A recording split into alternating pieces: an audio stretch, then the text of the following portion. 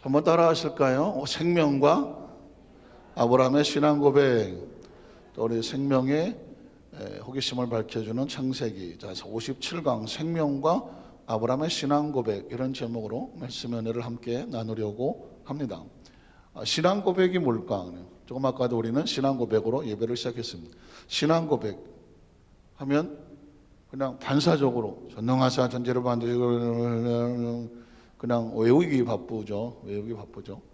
사도신경. 왜 사도신경이라고 말할까? 사도, 아포슬, 제자들이라는 거거든요. 사도들, 12사도. 그 다음에 신경, 믿음으로 고백하는 기록. 사도신경이란 아포슬 크리디라고 영어로 말하긴 하지만 우리는 사도신경. 그럼 사도신경 뜻이 뭐냐고 물으면 덜커덕 사도신경. 아시는 분도 있겠지만 또 갑자기 물어보면 그런 건 갑자기 물어보는 거 아니야, 뭐 이렇게 말씀하실 분도 있었겠지만, 사도신경이란 뭐냐? 크리스찬들이, 모든 크리스찬들이 나는 하나님을 이렇게 믿습니다, 나는 예수님을 이렇게 믿습니다, 나는 성령님을 이렇게 믿습니다. 자신의 신앙을 누군가의 앞에서 정정당당하게 뚜렷하게 고백할 때 그걸 뭐라고 말하느냐? 신앙 고백이라고 말한다.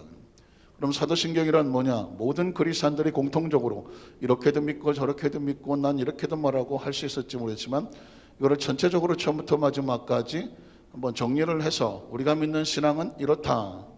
그래서 하나님에 대해서, 예수님에 대해서, 성령님에 대해서, 또 교회에 대해서, 또 영상에 대해서, 부활에 대해서, 그리고 앞으로 다가올 천국에 대해서 어떻게 믿는다라는 것을 고백하는, 같이 고백하는 공동체의 고백을 바로 사도신경, 이렇게 말하고 있는 거죠. 그래서 이 사도신경이 아주 대표적인 신앙 고백의 대표적인 마태복음 16장에 보면, 혹시 여러분 기억하십니까? 가이사랴 빌립보라는 곳에서 너희는 나를 누구라고 하느냐, 그죠? 예수님께서 너희는, 사람들은 나를 누구라고 하느냐. 근데 거기서 신앙 고백이 나오는 것이죠. 사람들은 나를 누구라고 하느냐? 대답이 없죠. 뭐 엘리야, 뭐 에레미야, 뭐 사람으로 얘기하니까. 하나님, 예수님께서 원하는 대답은 그게 아니잖아요. 그래서 그러면 너희는 누구라고 하느냐? 그랬을 때 누가? 우리 베드로 형님께서, 이 형님은 결정적인 순간에 한 방을 갖고 계십니다. 결정적인 순간에 한 방. 그래서 아무도 대답을 하지 못할 때 거기서 자기도 모르게 주는 그리스도시요 살아계신 하나님의 아들입니다. 여기서 이제 예수가 누구인가라고 할 때, 예수는 my Lord, 주라고 하는 단어는 굉장히 중요한 거예요. 크리스찬들 입장에서 주는 뭐냐? 나의 주인이다. 혹시 그냥 생각나셨는데 자꾸 듣다 보면 기억에 남으시라고. 그래서 구약 성경에 주는 뭐냐? 하나님을 말했습니다. 그래서 뭐 하나님을 말할 때 뭐 여호와, 뭐 야훼, 뭐 엘로힘 이런 단어가 나왔지만, 인간은 감히 하나님의 이름을 입에다 올리지 못했습니다. 그래서 구약 성경을 읽다가 하나님이라는 이름이 나오면, 야훼가 나오든 여호와가 나오든 하나님이라는 이름이 나오면 바꿔서 불렀습니다. 아도나이. 한번 따라 하시게요. 아도나이. 아도나이란 뭐냐면 주여, 주다는 것입니다. 가끔씩 성경 주 여호와, 주는 하고 나오잖아요. 그래서 하나님의 이름을 인간의 피조물의 입장에서 다른 언어로 대처해 부르는 게 뭐다? My Lord, 주. 그러니까 이스라엘 백성들에게 주라고 말하는 것은 하나님이라는 뜻이거든요. 여호와, 야훼의 또 다른 이름이기 때문에 하나님이라는 뜻이거든요. 그런데 거기서 베드로가 정말 감히 예수 그리스도에게 주라고 말을 썼습니다. 그러면 이제 성경 기록된 걸 보고 다른 사람들은 뭐 그런가 보다 그렇겠지만, 이스라엘 백성들은 충격을 받죠. 예수가 하나님이라고. 사실 이 마태, 마가, 누가, 요한은 뭐 이제 성경학교 아신 분 다 기억하겠지만 수신자가 좀 다르잖아요. 마태는 유대인들에게. 왜 똑같은 내용이 비슷한 게 있는데 왜 복음이 네 개가 약간 좀 차이가 나지만 사복음서라고 말할까? 기억하시죠? 마태는 유대인들을 향한 예수 그리스도의 복음, 그죠? 마가는 기적적인 사건이 많아요. 그래서 로마는 어떤 기적과 능력에 대해서 관심이 있기 때문에 로마인들을 향한 수신자. 누가복음은 그 당시 헬라, 그리스라고 하는 뭔가 좀 철학적이고 의학적이고 이런 논리적이고 이런 사건이, 누가복음은 헬라를 향해서. 그리고 또 이제 요한복음은 그 당시 그노시스라고 하는 영지주의자, 예수님은 몸으로 온 것이 아니라 환상으로 왔다, 이렇게 주장하는 사람들 향하여 예수는 그렇지 않다라고 일종의 변증과 같은 거죠. 그렇지 않다. 예수의 복음, 그래서 사복음서라고 말하는데 우리가 여기서 주라는 단어 하나 속에서 이미 벌써 끝이 난 겁니다. 전 여러분에게 성경을 이렇게 할 때 전체적인 맥락에서도 말씀을 드리고 싶기도 하고 또는 어떤 센텐스 한 절을 가지고 말씀드리기도 하지만 최근에는 한 단어를 못 넘어가겠는 거죠. 왜냐하면 크리스천 입장에서 성경이 하나님의 말씀인데 한 단어 한 단어를 맥락을 이해하지 못하면 전체적인 의견을 단어 하나를 이해 못하는데 전체가 이해가 된다? 뭐 그럴 수 있겠죠. 추정할 수 있겠죠. 그러나 사실은 한 단어 속에 담겨져 있는 깊어 있는 뜻도 아는 것도 중요하다. 주. 그래서 크리스천들은 주 단어 하나 속에 이미 벌써 끝이 났다니까요. 구약 성경 속에 하나님은 창조주라고 말할 때 주다. 주는이라고 말했죠. 그러니까 예수는 하나님입니다. 이런 뜻이거든요. 그리스도시요. 그리스도는 뭐 하도 많이 들었죠. 그리스도. 그리스도는 뭘까요? 헬라에서는 그리스도, 구약에서는 메시아. 메시아하고 그리스도는 뭐냐? 하나님이 약속하여 이 땅에 보내신 구원자. 그래서 구원자. 구원이라는 단어는 익숙하시죠? 그럼 구원의 내용이 뭐냐고 물으면 또 그것도 추상적이잖아요. 뭐가 구원이냐는. 그러면 야훼라는 이름은 구원이다. 이스라엘 백성을 애굽의 모든 그 장애물에서 건져내시는 자, 야훼라는 뜻이거든요. 구원자라는 뜻이거든요. 그런데 이제 인류가 마치 어떤 그 장애물 속에 있는 곳에서 하나님의 약속에서 건져내는 통로로 보내겠다. 그 누구냐? 예수님이거든요. 그래서 메시아 그리스도는 바로 하나님의 약속의 증거가 되시는 것이거든요. 그러니까 베드로는 이렇게 말하는 거죠. 예수는 하나님이시고 주는 또 그리스도시요 하나님의 약속의 증거자시요. 그리고 살아계신 하나님의 아들입니다. 한국 사람이 이해하기 힘든 게 아주 힘든 게 그거죠. 우리는 서열이 확실하잖아요. 할아버지, 할머니, 아빠, 엄마, 아들, 딸 얘기해서 확실하잖아. 그런데 이 이스라엘은 족보가 이상해. 아들도 하나님을 아버지라고 그러고 손자도 하나님을 아버지라고 그러고 할아버지도 하나님을 아버지라고 그래. 뭐야 이거. 족보가 이상해. 그럼 아버지를 중심으로 나머지 다 형제야. 할아버지, 아들, 손주가 다 형제야. 아버지가 하나님이 아버지니까. 거기서 말하는 아버지라는 것은 우리가 그 속에서 나왔다. 뭐 그런 의미도 있겠지만 살아계신 하나님의 아들이다. 하나님의 아들은 하나님의 자녀된 하나님을 창조주고 그 밑에 태어난 하나님의 피조물이라는 뜻이거든요. 그런데 예수는 뭐냐? 하나님의 아들이란 그 당시에 그 유대인들의 어떤 그 관습을 보면 아버지하고 아들은 동격이에요. 예를 들어서 이런 것이죠. 어떤 그 포도원 품꾼이 있는데 가서 뭐 품삯을 받아오고 받을 돈을 보내야 될 때 그때 아버지 대신에 누구를 보내느냐? 아들을 보낸다는. 아들을 보낼 때 뭐로 보내는 거예요? 아버지의 권위로 보내는 거죠. 아버지의 권위로. 그러니까 하나님의 아들이라고 하는 것은 하나님의 권위로 이 땅의 아버지와 같다. 그러니까 이게 지금 마태복음 16장에 있는 베드로의 신앙 고백 하나 속에 이것만 가지고도요 기독교의 본질적인 내용이 다 담겨져 있는 거예요.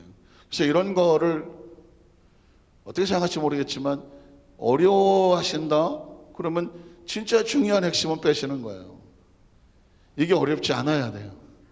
왜냐하면 하나님과 나와의 온전한 관계가 정확해야 그리고 나서 나머지 뭐 열매가 어쩌고 역사가 어쩌고 기적이 어쩌고 뭐 이런 거는 이제 부수적인 사건이다.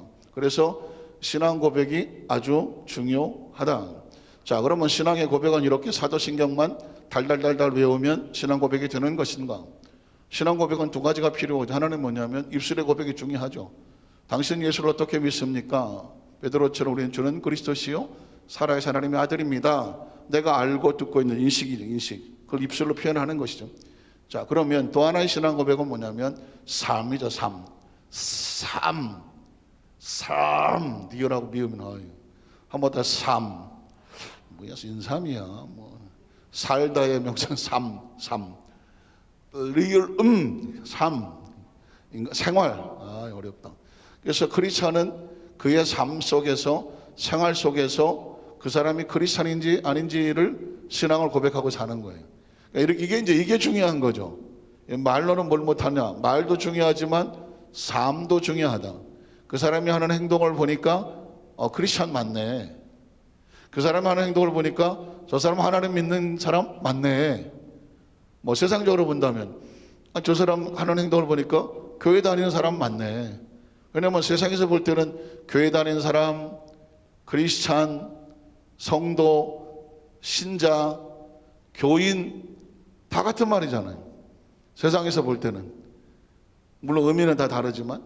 그래서 이 크리스찬이라는 이름의 뜻은 여러분 혹시 기억하시겠지만 초대교회, 안디옥교회 성도들이 뭘 열심히 하는데 동네 사람들이 보니까 저 사람들이 하는 행동을 보니까 옛날 누가 생각이 날까요?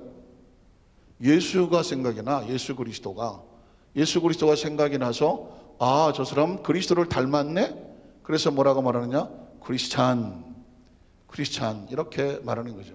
쉽게 말하면 아메리카를 미국 사람을 아메리카에 AN을 붙이면 아메리칸, 미국 사람 코리아에다 AN을 붙이면 코리안 하는 것처럼 그리스도에다 AN을 붙이면 크라이스트에다 AN을 붙이면 크리스찬, 그리스도의 사람, 하나님의 나라 사람 이런 의미를 가지고 있다는 거죠. 자, 제가 서론에 이렇게 얘기를 하는 것은 뭐냐면 오늘 창세기 24장 1절 이하에 보면 아브라함이 하는 행동이나 이런 모습들이 신앙을 고백하고 있어요. 제가 제목을 어떻게 했냐면 아브라함의 신앙 고백. 왜냐하면 생명과 아브라함의 신앙 고백의 의미는 뭐가 있느냐? 신앙 고백이 확실해야 생명의 의미가 있는 거거든요. 신앙 고백 확실하지 않으면 생명은 의미가 없잖아요. 자, 그럼 창세기 24장에 가면 1절에 들어가면 아브라함이 나이가 많아 늙었고 이렇게 늙고 싶은 거죠. 아브라함이 나이가 많아 늙었고 했는데 그냥 나이 많아 늙었다는 게 아니거든요. 아브라함 나이가 많아 늙었는데 어떻게 늙었느냐? 야훼께서 그에게 범사에 뭘 주셨어요? 복을 주셨다라는 것입니다. 이게 중요한 거예요.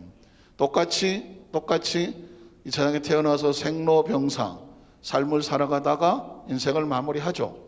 그런데 어떤 사람은 그가 나이 많아 늙었는데 뭐 이런 잡다한 얘기가 많아요. 근데 별로 들을 얘기가 없어. 그러면 그냥 그렇게 살았나 보다.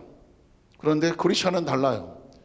아브라함이 나이가 많아 늙었는데 하나님께서 그의 범사에 그 생활 나이 먹어 같이 하는 동안에 함께 하셔서 마지막 그 순간까지 무엇을 주셨더라?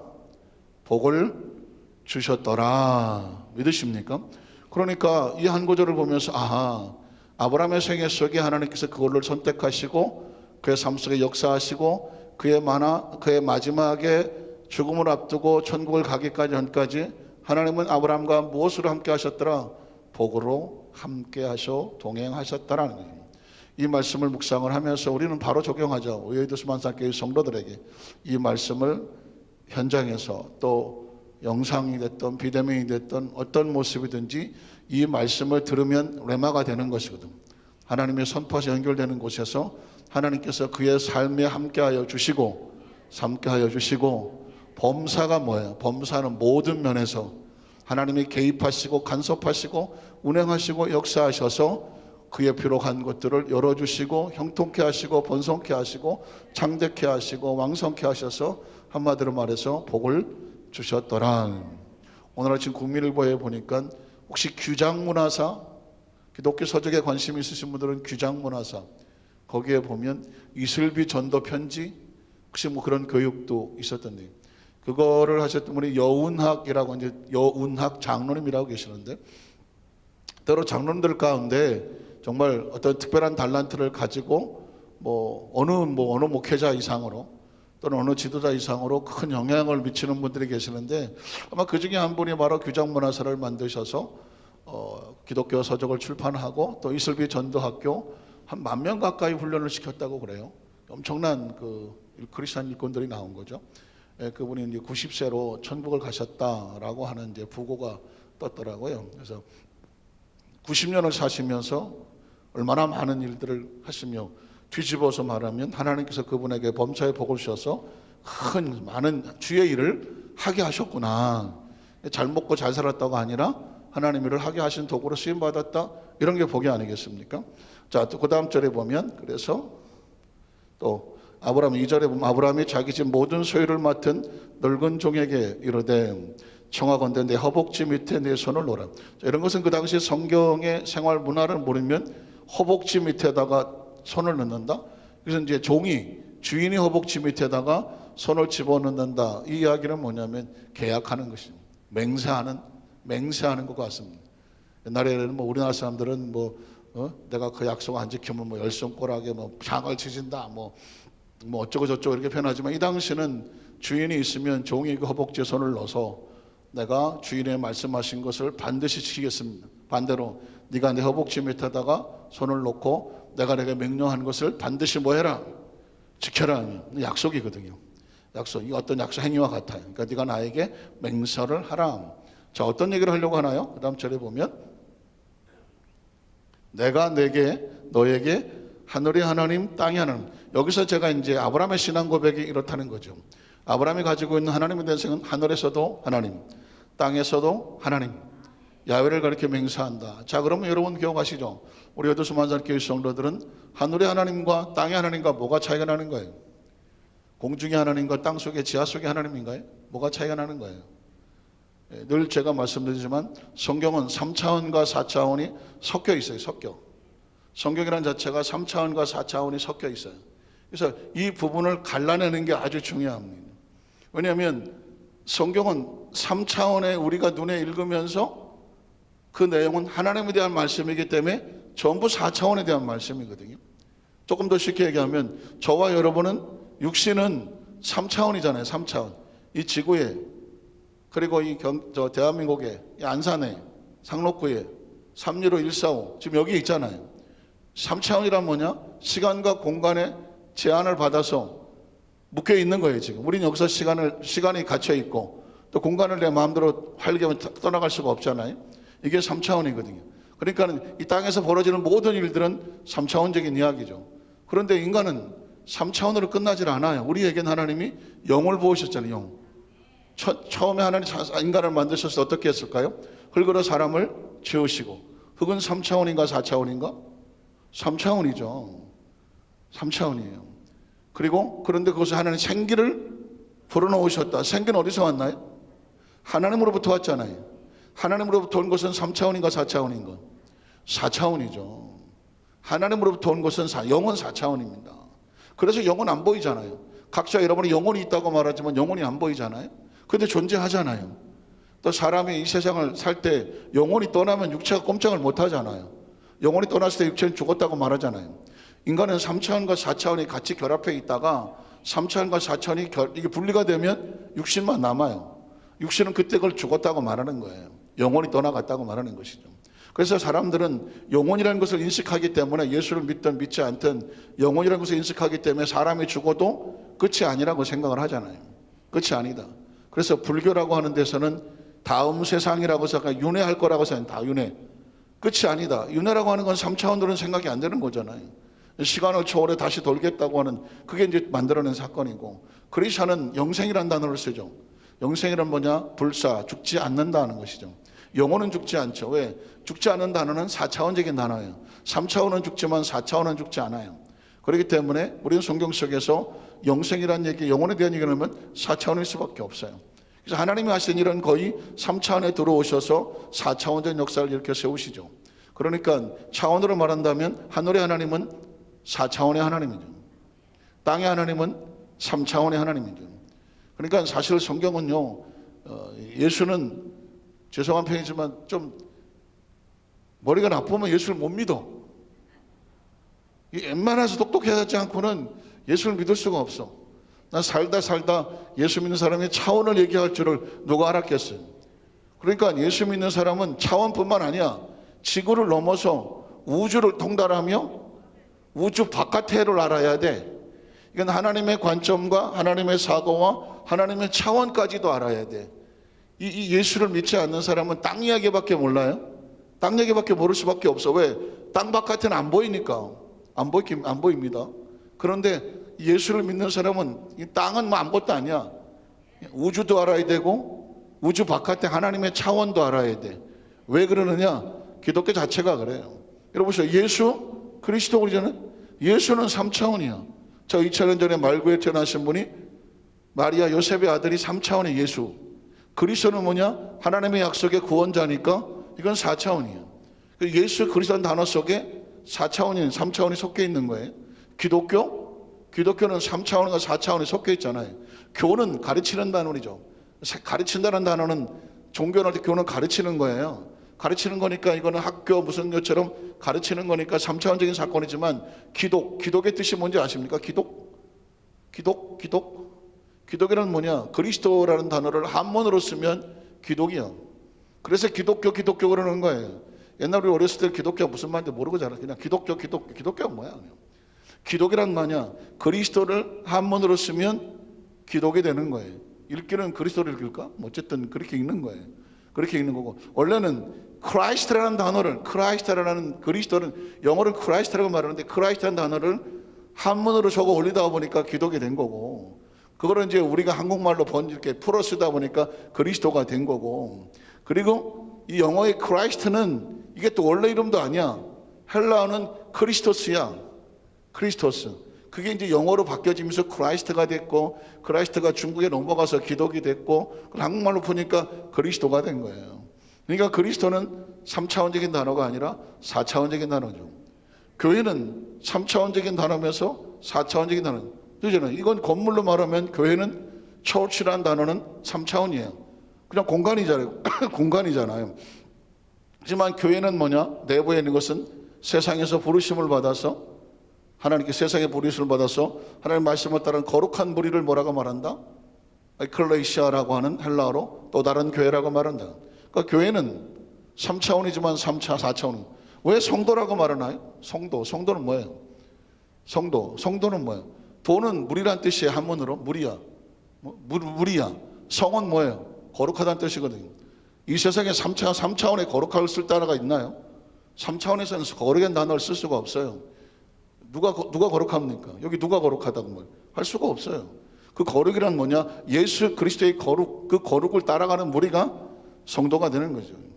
그러니까는 이 신앙을 들어오게 되면 이 3차원과 4차원이라는 개념이 없으면 성경이 읽혀지지가 않고, 제가 그래서 아주 강조를 하는 게 성경은 이 3차원과 4차원으로 구분을 해서 해야 신앙이라는 걸 정확히 알게 된다. 그래서 이미 아브라함도 알잖아요. 뭐라고 말합니까? 하늘의 하나님, 땅의 하나님은. 하늘은 뭐고 땅은 뭐냐? 공중은 하늘이고 땅은 땅이냐? 성경은 그 얘기하는 게 아니에요.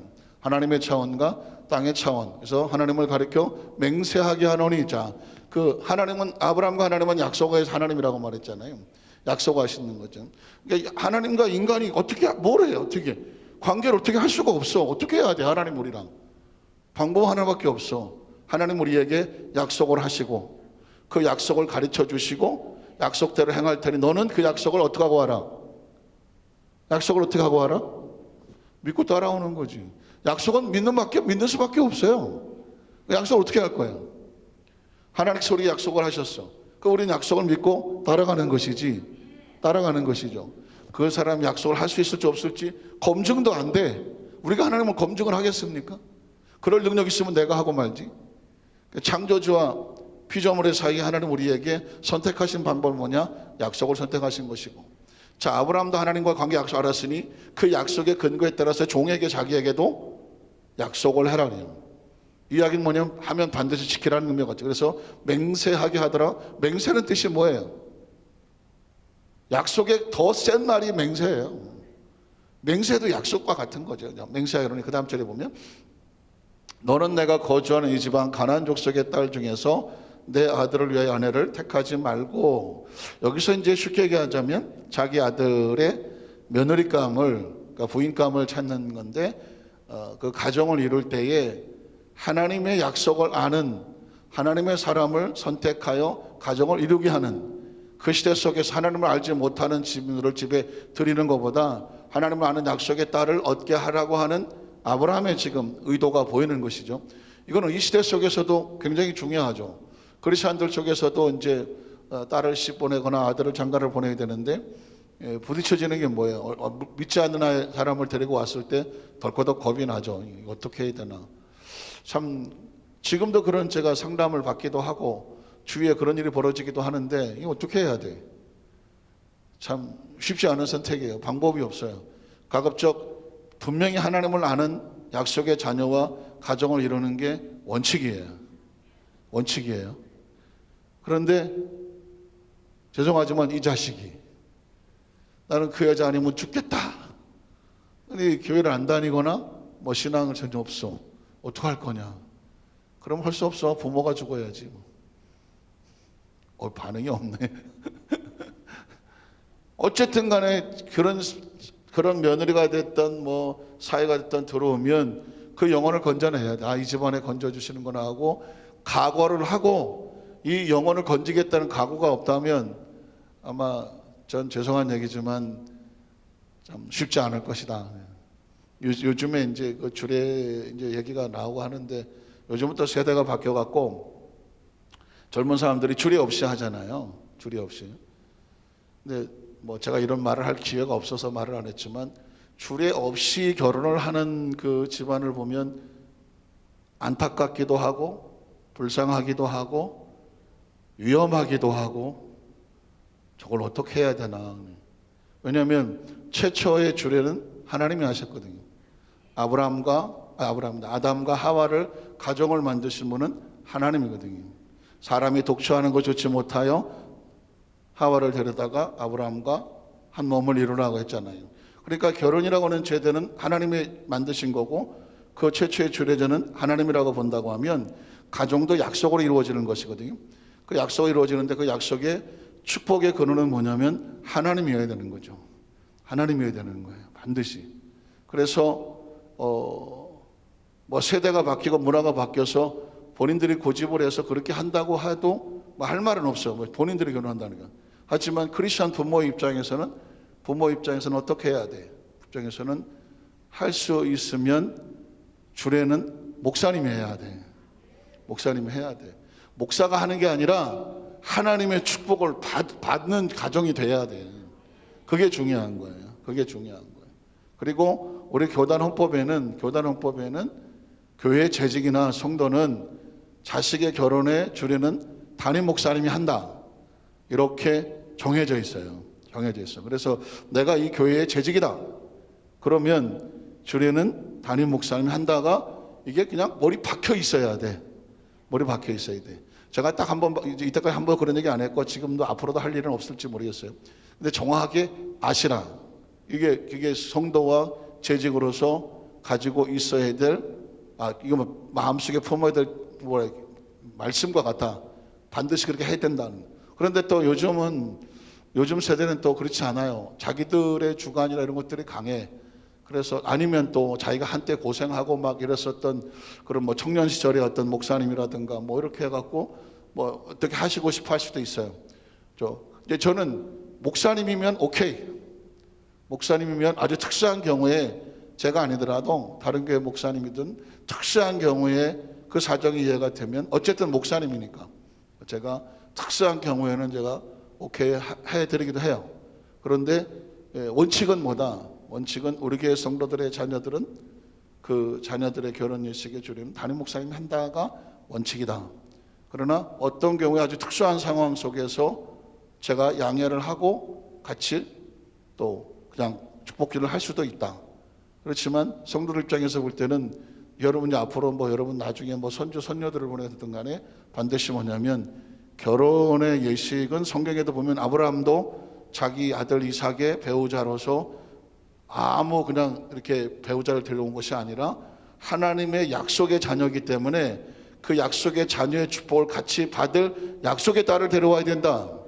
이게 지금 흐르고 있는 내용. 자, 한번 볼까요? 자, 아무나 아내를 택하지 말고, 그 다음 절에 보면 내 고향 내 족속에게로 가서 내 아들 이삭을 위하여 아내를 택하라. 자, 이건 하나님의 약속의 의미가 있는. 왜 그렇게 하느냐? 자, 그 다음 절에 가면 종이 이르되 여자가 나를 따라 이 땅으로 오려고 하지 아니하거든. 내가 거기까지 왜 가거든. 내가 주인의 아들을 주인이 나오신 땅으로 다시 데리고 갑니까? 라고 말했더니 아브라함이 뭐라고 말하죠? 아니다고 말합니다. 내 아들을 그리로 데리고 들어가지 아니하도록 하라. 여기서는 부부간의 남녀라는 의미도 중요하지만 더 중요한 것은 하나님의 약속의 축복에 흐르고 있는 씨앗이 중요한 거예요. 사실은 두 사람이 남녀가 결혼해서 사는 거야 중요하겠죠. 그래서 사랑이 중요하다고 말하지만 신앙의 관점에 보면 진짜 중요한 것은 사랑도 중요하지만 하나님의 축복이 더 중요한 거예요. 결혼해서 하나님의 축복 가운데 사는 게 중요하잖아요. 이건 제 얘기를 하는 것이 아니라 지금 아브라함이 이삭을 위해서 어떻게 하는지를 보면 되잖아요. 자, 그 여자가 아무리 뭐 좋다고 했는데 난 여기 안 오겠다고 하거든, 그런 여자를 들이지는 말아요. 그렇게 하는 이유가 있어요. 그 다음 절 7절에 보면 하늘의 하나님 야훼께서, 아브라함은 정확히 하늘의 하나님 뭐예요? 4차원의 영적인 하나님, 하늘의 모든 주관 하나님께서 나를 내 아버지 집과 내 고향 땅에서 떠나게 하시고 내가 여기까지 온 것도 하나님의 섭리와 이게 목적이 있어서 왔고 하시고, 그 다음 절에 보면 내게 말씀하시며, 말씀은 뭐다? 약속이다. 나에게 약속하시기를 내게 맹세하여, 하나님 맹세까지 했다. 여긴 뭐예요? 강한 약속을 말하죠. 이러시기를 이 땅을 내 씨에게, 내 자손에게 주리라고 했다. 이거 잘 들으셔야 돼요. 하나님이 나를 여기로 왔을 때 이 땅을 너와 내 자손에 주기로 약속을 하셨다. 그러면 그 다음 절 보세요. 그러면 어떻게? 그가 그 사자를 너보다 앞서 보낼 거다. 그래서 너보다 앞서 가서 내 아들의 아내 될 사람을 미리 준비하실 것이며 거기서 내 아들을 위하여 준비된 아내를 택하여 오라고 말씀하는 거죠. 아주 중요한 핵심은 뭐냐? 그가 그 사자를 너보다 앞서 보내실 것이다. 이유가 뭐냐면 하나님이 이 땅을 너와 내 씨의 자손에게 주겠다고 약속하셨기 때문에 그 결혼조차도 그 축복의 씨앗을 같이 받을 사람을 누가 예비하실 것이다? 하나님이 예비하실 것이다. 여러분, 이 말씀은 지금 꼭 비단 결혼뿐만 아니라 인생의 우리 신앙생활을 하면서 뭐가 가장 중요한가? 하나님의 축복이, 흘러내린 축복이 내 아들과 내 자녀들에게 내려가야 되는데 그 축복을 같이 받을 사람이 들어오는 거잖아요. 며느리가 들어오든 뭐 사익감이 들어오든 간에 이 집안에 들어와서 그 축복의 씨앗이 흘러 내려가는 것이 중요한 것이지. 이 아들이 또 이 딸이 그 축복의 씨앗이 아닌 저 바깥으로 가서 저쪽 따라가서 저기서 살아가는 것이 하나님 보시기에 옳지 않다라는 얘기입니다. 이거는 굉장히 중요한 이야기입니다. 왜냐하면 그냥 흘러내려갈 수 있는 그냥 성경 본문 같지만 아브라함은 정확하게 그 여인이 여기 오기를, 이 집안에 들어오기를 원하지 않고 그쪽으로 가서 살자고 했을 때 아들을 글로 보내야 됩니까? 라고 말했을 때 아브라함은 아니다 라고 말해요. 왜냐하면 이 아들에게 하나님이 약속의 씨앗을 주어서 이 땅에서 아브라함과 그 자녀들이 하나님께 복을 받기로 작정이 되어 있는데 그 복을 떠나서 가는 것은 옳지 않다. 여기에 복을 받을 만한 사람을 하나님께서 작정하셨기 때문에 아예 예비해 놓으셨을 것이다. 그를 데려다가 여기 와서 이 축복의 줄기를 같이 이어가게 하라는 거죠. 이어가게 하라는 것입니다. 그래서 우리 인생의 가장 중요한 것은 뭐냐? 이것도 중요하고 저거 다 중요하지만 하나님의 약속의 축복의 그 물줄기 안에 같이 흘러내려갈 수 있는 그런 배우자, 자녀들이라면 그런 사람이 들어오게 하여 주시옵소서. 저도 개인적으로 이제 저희 아이도 이제 뭐 결혼할 시기가 좀 지나간 게 됐죠. 요즘 아이들은 뭐 30대 초반도 이르다고 말을 하니까 문득 저도 기도 제목이 생기는 것이, 하나님의 축복이 흐르는 곳에서 저는 가급적이면 내 아들이 지가 정말 뭐 사랑하고 좋아하는 그런 뭐 여자를 만나서 결혼하고 싶어요. 그러면 그래라, 하고 싶은 게 아버지 마음이에요. 자기가 좋아하는 여자하고 만나 결혼하고 싶다고 하는 게 아버지의 마음. 어머니도 그러지 않겠습니까? 네가 좋아하는 사람 만나서 결혼해라. 그런데 막상 그런 상황에 있어서 무조건 내가 좋아하는 여자가 만나서, 좋아하는 남자가 만나서 결혼하고 싶어요 라고 하는데 안 그런 경우도 있더라고요. 안 그런 경우도 있어. 예를 들면 그렇지 않아야 될 이유도 있는, 간섭하지 말아야 되는데 간섭해야 될 상황이 벌어지기도 하더라고요. 그럴 때 고민을 하게 되죠. 이걸 어떻게 해야 되나. 근데 그럴 경우에 뭐 부모가 자식하고 싸워서 자식이 이기겠습니까? 자식하고 싸울 것은 아니지만 제 마음속에 혼자 하는 생각, 하나님이 주시는 이 축복의 흐름이 그걸 같이 이어갈 수 있는 복을 받은 그 자매, 복을 받은 며느리, 난 할아버지가 아니라서 며느리 잘 모르겠네. 입에서 좀 어색하대. 어쨌든 그런 배우자를 만나게 하여 주시옵소서. 저는 제 아이의 배우자를 위해서 기도한 적은 한 번도 없어요. 그냥 저도 아직까지는 낭만이라 너 좋아하는 여자하고 어차피 자기 좋아하는 여자하고 살아야지 그랬는데, 뭐 그렇게 살면 그래 네가 오케이야, 난 뭐 간섭하고 싶지 않아 그러고 싶었는데 이게 하나님의 약속 안으로 들어와 버리면 그 약속의 흐름을 같이 이어갈 진짜 복 있는 사람이 들어와야 되는 거예요. 들어오면 여러분의 가정에 들어온 사람은 복 있는 사람이야. 왜냐면 약속의 가정에 들어오는 거니까. 그러니까 아무나 들어오면 안 되잖아요.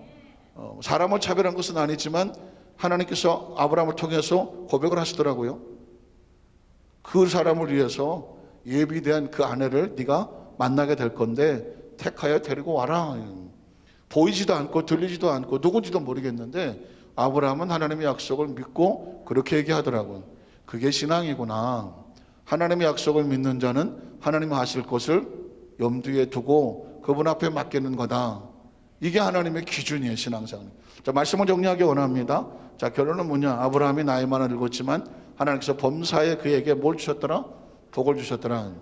우리 어디 수만살교회 성도들은 하여튼 간에 아주 무병장수하시되 하나 더 있어. 범 내려온다? 범사에 하나님께서 복을 주셔서 어쨌든 뭐 우리는 영원한 청춘이긴 하지만 어쨌든 세상에 올 때 노년이라고 할지라도 그 복이 끊어지지 않게 하여 주시옵소서. 그 하나님은 하늘이 하나님의 땅이 하나님이고 약속을 지키시는 하나님. 그리고 마지막 세 번째로 내 씨에게 주리라라고 약속하셨다면 그 자녀가 복을 받을 수 있는 그 배우자까지라도 함께할 사람까지도 하나님께서 약속을 친히 만들어 만나게 하실 것이다. 그런 축복이 오늘 생명과 아브라함의 신앙 고백이 있었습니다. 그 축복에 오른 주인공들 우리 모두 되시기를 주의 이름으로 축원합니다. 기도하겠습니다. 하나님 아버지 감사합니다.